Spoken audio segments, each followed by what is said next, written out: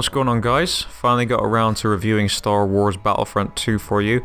Before I begin, I want to make a few disclaimers. One is that this review has been delayed multiple times. I've had to update the script a few times as well because of updates that have gone live post-launch that I was planning to point out in my review, but they did get addressed later on after the release. Now, I did hear as well that there is another update coming up soon, so some of my points when you watch this video might be slightly inaccurate. Secondly, this game will not receive any extra sympathy from me because of its license, which some reviewers tend to keep in mind when they do their reviews. Just because of the richness of the franchise doesn't mean there's going to be any shortcuts to avoiding criticism. With that out of the way, let's dive right in. So let's start with multiplayer this time around, since I'm sure that's what most people buying this game will spend most of their time playing. One thing you'll notice right away is that this game is gorgeous. All of the iconic locations have been expertly recreated, and it's one that few FPS games can match at this point. The sound design as well does a really good job of immersing you into that Star Wars experience. In the multiplayer, we get 5 modes. Blast, which is essentially team deathmatch, and it does have some funky spawns here and there, and some of the maps are very poorly suited for it, but it's casual fun. You could maybe play it for a warm-up before you jump into one of the bigger modes. Strike, which was in the beta, I did quite like. It's 8v8 attack defense mode. There can be some real intense battles that go on in this mode, but there's a point where I can't really tell if it's bad teammates or unbalanced maps, but my guess is the maps, because I tended to witness probably 80% of my time playing the mode that the defense team would win. The maps are just sections of the bigger maps, unfortunately, for Galactic Assault, which is disappointing, and I get the impression that this mode might have been tacked on at the last minute, because it does have potential.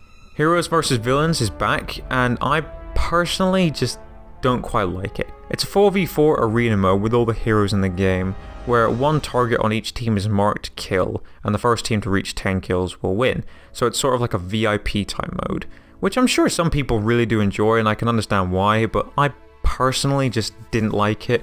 There's certain advantages that other heroes have over others, and it kind of makes it a little bit less enjoyable. I can understand maybe with 2 teams that are equally skilled, it might work out better, but personally, I didn't really like it. And next up is Galactic Assault, which is the main mode for Battlefront this time around. The mode is a lot of fun for the most part. There are some issues I have with it. For example, when escorting an MTT, the defenders will have missile launchers that spawn around the map to help them damage the MTT in order to reduce the reinforcements the attackers will get once they reach the second phase. Now, the idea is good, but the problem is that when the attackers do reach the second phase, which happens to be 99.9% of the time, they do gain an extra 50 reinforcements, or tickets as we'll call them. Now, without the defenders constantly firing these launchers, there's really no reason to even try and damage the MTTs from the beginning, because usually the most I've seen ever damage is like 40% or 30%, and that's with the attackers like picking them up every single time they spawn. So there really is not a whole lot of motivation to even try. It's pretty much just pick off as many enemies as you can. Most of the maps seem to work, but I can see why some people believe that they are unbalanced for some of the second phases on certain maps. They do feel a little bit uneasy. Now, there's a new class system, which is good, but it fails to force players to choose with a good variety. I feel like a full team of heavies would make the game have no different outcome than having a very diverse range of classes in the team. Some classes, like the Officer, do have 1 or 2 unique abilities to help their team along, for example the Battle Command, but I don't consider the game a competitively viable match compared to other shooters. Battle points are a good addition. Players must now build up points in order to spawn in as one of the special reinforcements or heroes. Credits you earn at the end of matches or completing challenges, I think have been balanced a little bit better since launch, when before players that were MVP were getting maybe 20-30 extra credits than the players at the bottom, but they have balanced out a little bit better now. And these credits you will purchase loot boxes to upgrade and equip new gear and abilities. Weapons are just as unbalanced as they were in the last game.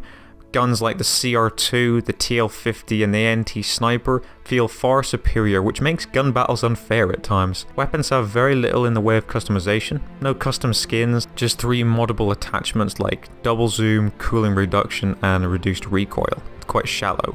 Star cards are controversial, as I would imagine. Yes, they do provide players with advantages in certain aspects of gameplay, and it does feel unfair. Although, one thing I do not like about the star card system is how fast some of them recharge. For example, the special or ultimate abilities you've got, like the Vanguard, the Sentry, and Infiltration. Like, the fact that you can have them ready every time you spawn, and the fact how fast they recharge is ridiculous. But this game was never considered to be a heavily competitive focused game that will have like future esports events, so the star cards I guess can be excused. Netcode issues and lag is common, which seems to happen more in the later hours of the day when everyone gets home from work and school, and it makes you want to rip your hair out. And there is a new arcade mode which honestly is tacked on, boring and pointless, unless you care so much about some of the unlocks. However, the best part of the game is by far the new Starfighter Assault mode. It is honestly such a more visceral experience, and it could be a game on its own. The objectives are clear, and while the controls do feel awkward at first, and the TTK can be described as too fast, it just seems to feel like there was more care taken on this mode, and there's bots around the map roaming around that help new players get a few kills to warm up for the mode. The maps tend to give you more freedom and don't feel that much linear, and the background environments are absolutely beautiful. Criterion did an amazing job with this mode, and I think they must be applauded for it. Now this time around, Battlefront has added a new campaign mode, which during the months leading up to its launch, it was marketed to tell a story of the Empire's retaliation and resistance after the Emperor's death. And now after playing the campaign, I can say it's bad.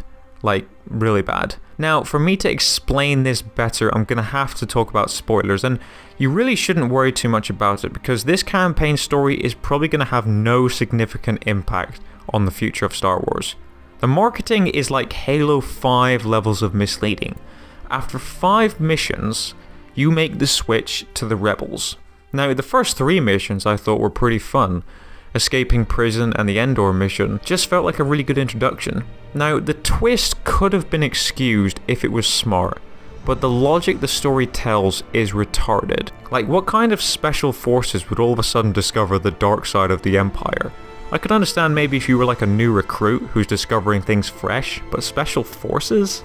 Or how is Dell completely fine with teaming up with Luke after they encounter each other, despite Dell knowing full well that Luke literally just murdered his whole platoon? And the fact that the rebels just welcome you in open arms after 1 mission with them, and they know full well how much damage you did to them when you sided with the Empire. The main character you play, Iden Versio, that while she is well performed by Javina Gavanka, I think that's her name, the writers pay no respect to her at all. She is paper thin, no real personality or character development, just focused on the mission the whole time and never really takes a back seat. And some of her dialogue is just laughable. Some may say go read about her background on the internet if you think she has potential. I would say, since this is her first main appearance in the franchise, doesn't it make sense that giving her more character in this big opening for her would make people, you know, more encouraged to actually find out more about her if she was written well in the story? But she's not. And because of that, I have no interest in learning more about her because she's paper thin. The thing is, you learn nothing about her from the start to the end. And keep in mind, this story campaign was written by Walt Williams, the man behind the stories of Mafia 3 and Spec Ops: The Line. Although he did have a co-writer, Mitch Dyer, former IGN member, and he's got quite a soft spot for Anita Sarkeesian, which might be telling us something about there was different motivations behind the scenes for writing the story, rather than using, you know, meaningful strategy. So the gameplay for the campaign, especially when you start the Luke mission, the whole story just feels completely uninspiring. Repetitive missions, brain-dead AI at times, even the Starfighter missions start to feel dragged and boring. In particular, a little boss battle near the end, which honestly started making me laugh. I haven't played on hard difficulty, but on normal difficulty, I was just blasting my way through enemies. It was so easy. So if you're going to play the campaign, I'd probably recommend playing it on hard to make it as entertaining as you can. It only took me 4 hours to complete with its 12 missions, and obviously this game couldn't have made it any worse by putting a sequel bait ending in the game, which might be leading up to the single player DLC which is on the way, and I will try that out, but I haven't really got much hopes for it. Also, do not bother with the collectibles, as they are crafting parts which unlock upgrades and mods in multiplayer. So the campaign is an easy miss. To me, it's just like Battlefield 1's, a tutorial-like mode to play before, so it's got you set for the multiplayer. So I can't believe I've got this far without mentioning the loot box controversy. Despite the prices being removed, the game still fails to deliver for a visceral Star Wars experience that we got back in the classic Battlefronts. After Battlefront 2's release, EA's stock market decreased by $3.1 billion, and honestly, they deserved it, and I will go into more detail on this situation in a separate video, but I for one am happy to see it backfire on them so badly when they try to milk away a franchise as rich and as loved as Star Wars. So Battlefront 2 ultimately for me is a 6 out of 10. The game has so many drawbacks and missed opportunities, from its lackluster campaign, its often frustrating unbalanced issues in multiplayer, and there's some little annoyances I didn't quite mention. For example, when you complete a challenge, the game doesn't unlock it right away for you. You have to go back in the menus just to press the unlock button, which is a pointless design choice. Or not being able to spawn on your squad mates at the beginning of matches when, at the beginning of matches, everyone has to auto-spawn. But there is fun to be had in Galactic Assault and Starfighter Assault. Also, the graphics and sound design hold it up from being a complete fail. And this game, I think, will receive more longevity than the 2015 version. If you aren't big on Star Wars and you need a shooter to rely on for the next year, I'd give this one a pass. I see myself heading back to Battlefield 1 once the new DLC releases, which I'm sure a lot of other people will be doing the same as well. So thank you guys for watching this video. Be sure to let me know what you guys think of this game if you've played it, and if you haven't, let me know if this review has helped you out on giving you a better insight on what you're getting your money into. So leave a rating if you find it necessary, and subscribe for more future content. Thank you once again guys, take care of yourselves, enjoy the rest of your day. See ya.